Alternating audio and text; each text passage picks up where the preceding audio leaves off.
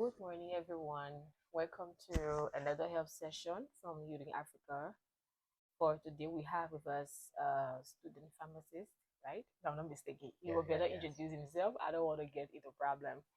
Yeah, we have Justin with us today, and we'll be talking about medicine abuse, drugs abuse.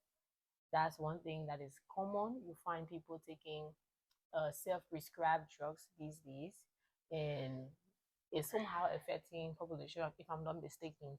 So we just want to do an awareness on it. And before we start, this is not before subscribing to anything we say in this video, kindly reach out for medical, information to a licensed doctor or a professional. We are just doing an awareness. So how are you doing, Justin? Thank you. I'm doing very well. Okay. So can you kindly tell us about yourself? Just something short. Yeah, well, I'm Justin, like you already mentioned. Justin Weir is my name. I'm a final year student at the School of Pharmacy.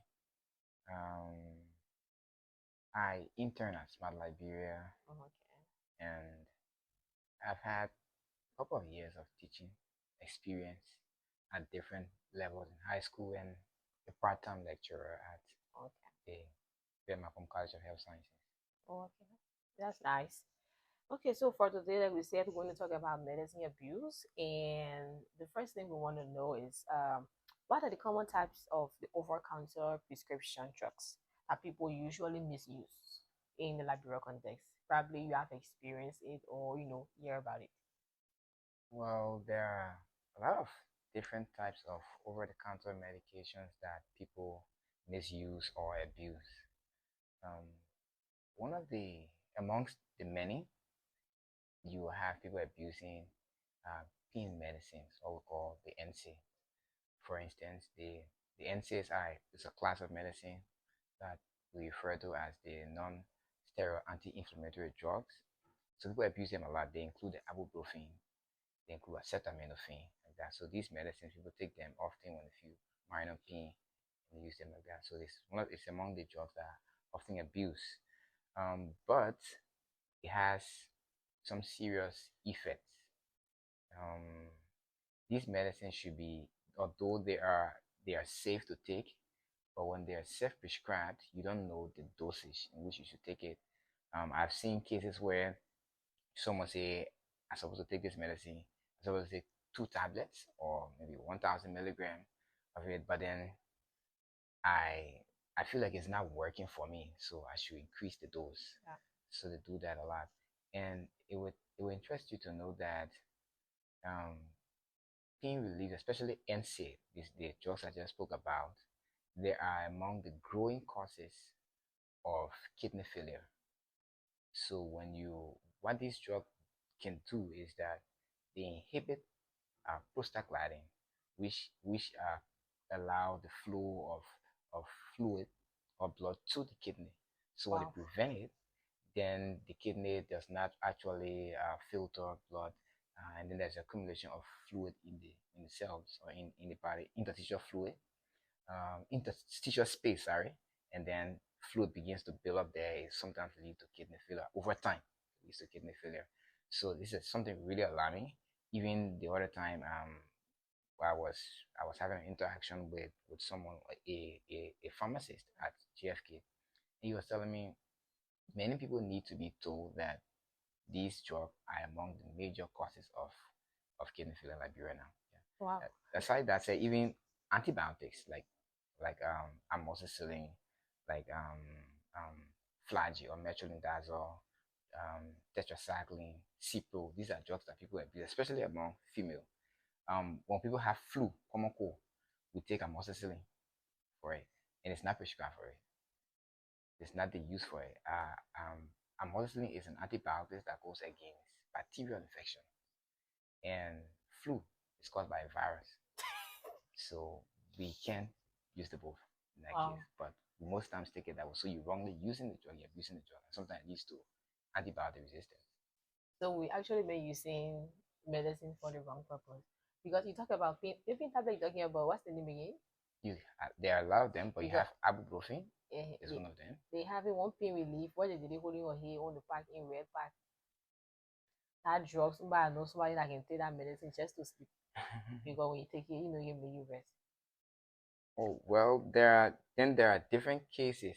So I don't know which exact medicine you're talking about in the red pack because some medicines might be a combination therapy, might include maybe ibuprofen is included, paracetamol is also included in it. Could be different cases that could be included in a single tablet.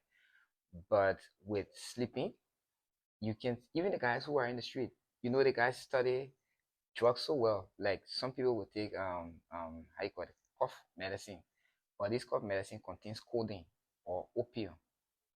Yeah, there are cough medicines that are made with those chemicals in it. So they are opioid analgesic. So we say these are medicine that pain relief, but they are made of opium. They're made from opium plant. Wow. So they have the cough syrup. The guys will go to the pharmacy, buy the cough syrup, just take it, they get high. Yeah. So since everybody focuses on trauma though, Yeah. guys can go to that too. Wow. Wait, 1 minute. So you're talking about the normal medicine? No, not all cold medicine. So if you look, there's certain cold syrup that you see on it. It be cold syrup with codeine. So Okay. there are health regulations that demand from big pharmaceutical institutions that produce medicines to label these medicines that they produce and what exactly they contain. So you see on the label that this cough medicine or this cough syrup is made of codeine, which means it has opium component in it. So they know, the guys know. So they go for Yeah. that. They abuse it to it. And the thing about drugs abuse, it is not only to those they disadvantage you, like you mentioned. I didn't even know about the pain tablet because usually, as soon as you get small, small pain, small headache, small fresh cold, we were into taking drugs. I know someone who mentioned one that she can just take what's this? The wet flagyl. She just take it normally. She just like let you go there when you finish it, bad one. So I saw her, I asked her, so what you think? What about you? She said she can take it. Like you're taking no money, oh, nothing happened to me. You're taking no money. Like so, it's not just about the disadvantage you. There are other we also in our right frame. Sometimes we just take drugs because of certain things. Maybe we feeling down. In the last time I went to the hospital, somebody prescribed this one, so I'm going to use it for this other purpose. But not knowing that these drugs all they have different purposes. Yeah. You see, the most times with the issue of self prescription, maybe we have taken a particular, we went to the hospital before, we had certain symptoms or signs and symptoms, and then they say you should take this medicine. So every time we experience similar symptoms, we assume that we have this particular infection, so we go for that medicine right away, Yes. and it is wrong because there are several illnesses that present with similar signs and symptoms. So you don't know how to differentiate among them. So you can't be so certain that this particular treatment goes for this. That's why it's advisable that you go to the hospital, Yeah. get properly checked up and diagnosed of what you have, and then you can go on with prescription. Sometimes we get the medicines to take, and then the moment we start taking it, we feel better, we You stop. stop. Yeah. So when you stop, it also has some adverse effect. If it is if it is a bacterial infection, in most cases, these bacteria can undergo the cells can undergo mutation. The genes can mutate or can change, can undergo transformation every other time, like in split seconds. It happens spontaneously.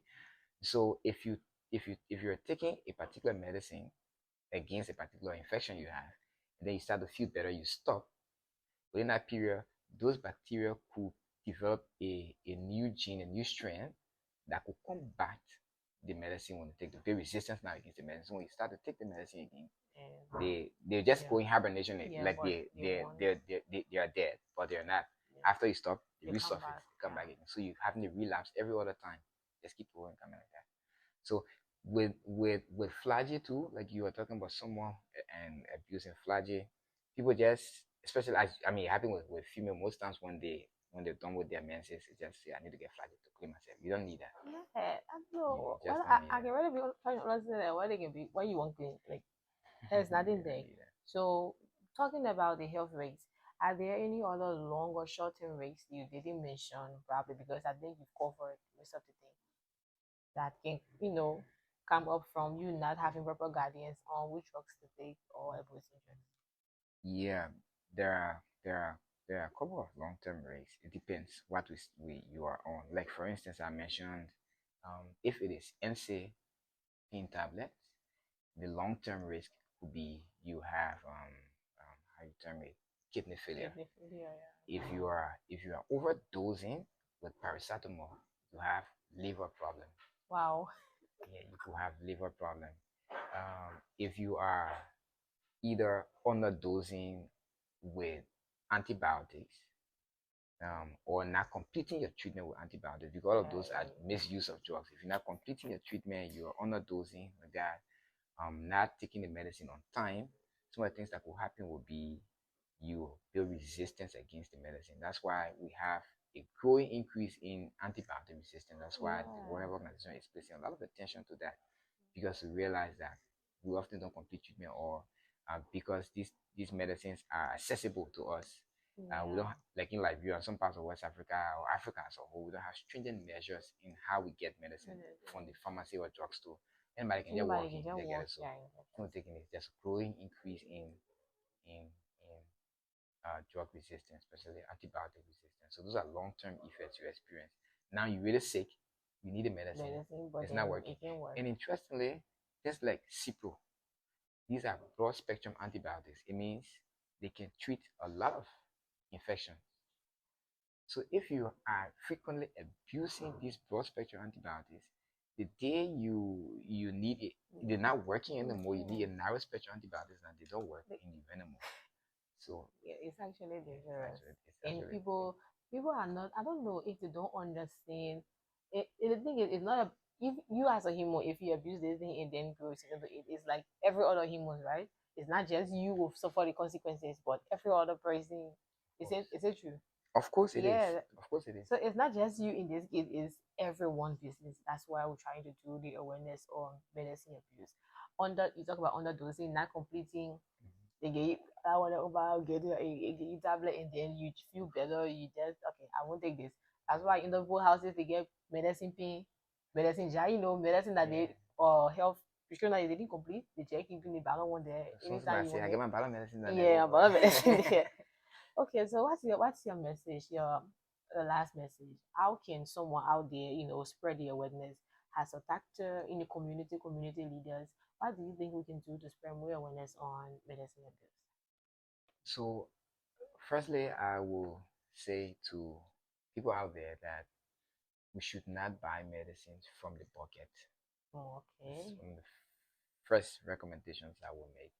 Do not buy medicines from the bucket, because um, just a simple case. If you take a medicine, you buy a paracetamol from the guy who's selling the bucket, you buy it from a very good pharmacy. Bring the two paracetamol home, put the two of them in two different glasses of water, and see which one will dissolve first. Okay. So the one from a pharmacy, an ideal pharmacy, will dissolve first. The one from the bucket will kill it, will form a knot. Just push on with the powder, just move few part. I mean the powder just move from around a little bit. The knot will remain at the base of the glass. It remain there for a long Okay. period. Wow. So medicines are poison. It depends the dose. So we shouldn't get medicines from the bucket. Next thing is, uh, all of us should raise the awareness, like what we're Yeah. doing now. Yeah. Let's keep telling our friends that it's not safe to complete someone else's medicine that they're already taking. You don't do Yeah. that. Yeah. Um, it's also not a safe practice to self-diagnose and self-treat, because you might be wrongly diagnosing and wrongly treating, and that could have a long-term effect. And your little change you should keep to do other things when it Yeah. gets severe, Yeah. you spend it on that. The last Over. time I listened to Heyyyy in Africa, you had in Charlie, Yeah, and she Charlie. said something about um is safer. I think prevention is safer, is cheaper, something Yeah. like that. She Yeah. said, Thank I can't you. remember the exact line, but it's something Yeah. like that. So it's true, because if you are ill and you went to the hospital, you were diagnosed, and you're given a set of medication to take, you took those medicines, you okay. But the more you continue to treat yourself at home, self-diagnosing yourself, if you get severe, there's a culture in Africa where we don't go to the hospital unless Okay, we are severely you hit. family, you faint, Yeah, get so at that point now, restricted. we spend a lot. So the little money you have now to do other things around, you go, you spend thousands of dollars at the hospital. When it's small, you go to the hospital, you treat better.